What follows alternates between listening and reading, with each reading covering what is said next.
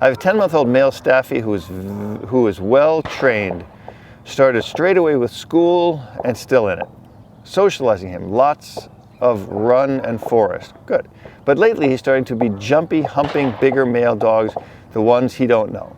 It happened 2 times now. Both times I put him back on the leash, and I waited till he wasn't so excited anymore.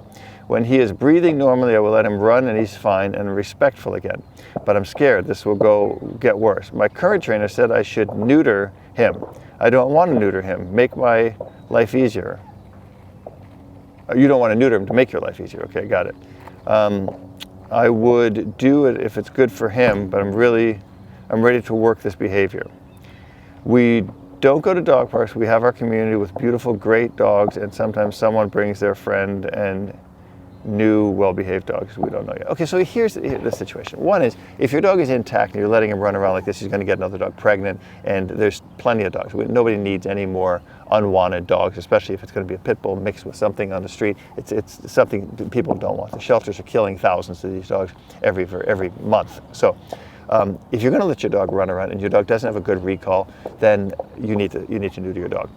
But I wouldn't let my dog run around like that without a solid recall. And that recall would be based, I would probably do it on an e-collar. I would probably teach an e-collar recall so that the dog knows when I say come, you must come. You must listen on the first time.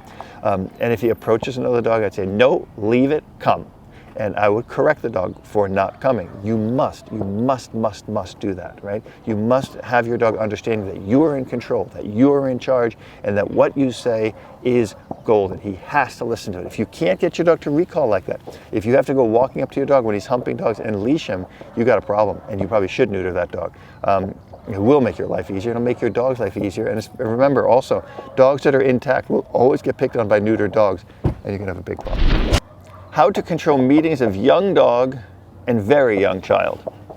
We have 10-month-old Labrador, very active and playful, sometimes being visited by our family and 1.5-year-old nephew with pretty level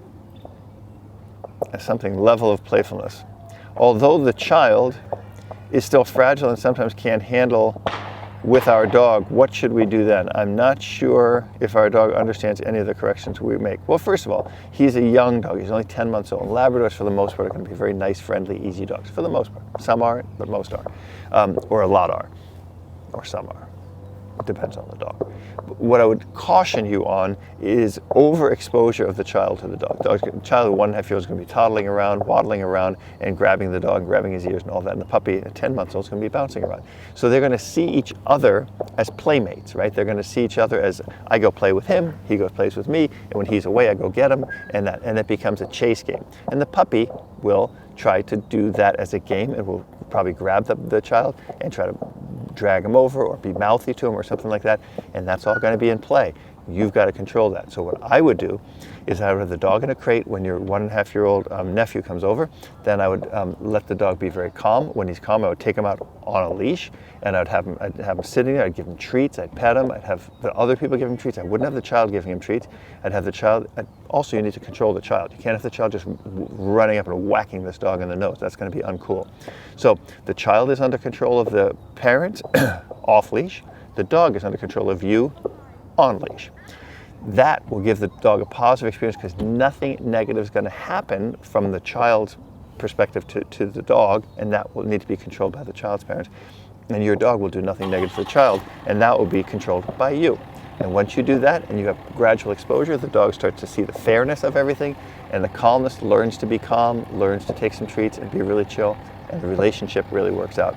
Hey Robert, thank you for all you do. Can you do a podcast walking us through the process of buying a dog?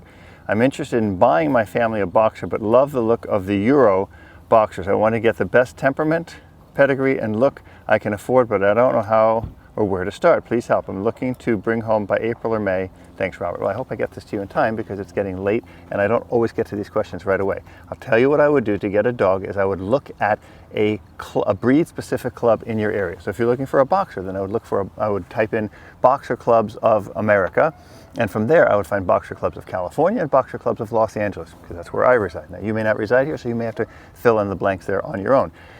Then I would go there, I would talk to them, and I would find out a reputable breeder that sells boxers that people in the club already know. They know the lines, they know the genetics, they know the temperament and everything about the dog, and they know a little bit about the breeder and if it's a reputable breeder or not.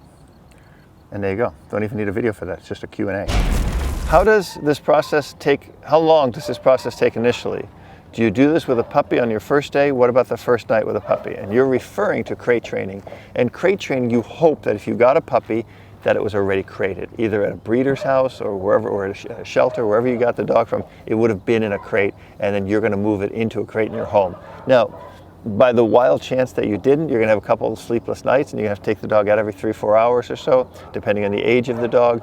But to get a dog conditioned to a crate is really a relatively fast process, because you don't leave the dog in the crate for 6, 8, 10 hours at a time. The dog's in there for a couple hours, the dog comes out, dog's in for 2 or 3 hours, comes out, dog's in for 3 or 4 hours, comes out. The dog is always coming out of the crate. The crate is just like a bassinet for a child. I've said this 1,000 times. A crate is like a bassinet for a child. Make sure your dog sees it like that, and the dog will be happy being in a crate. You make it aversive, you're going to have a problem. Got a question, ask me anything. Check out robertcabral.com for all the best online dog training available anywhere.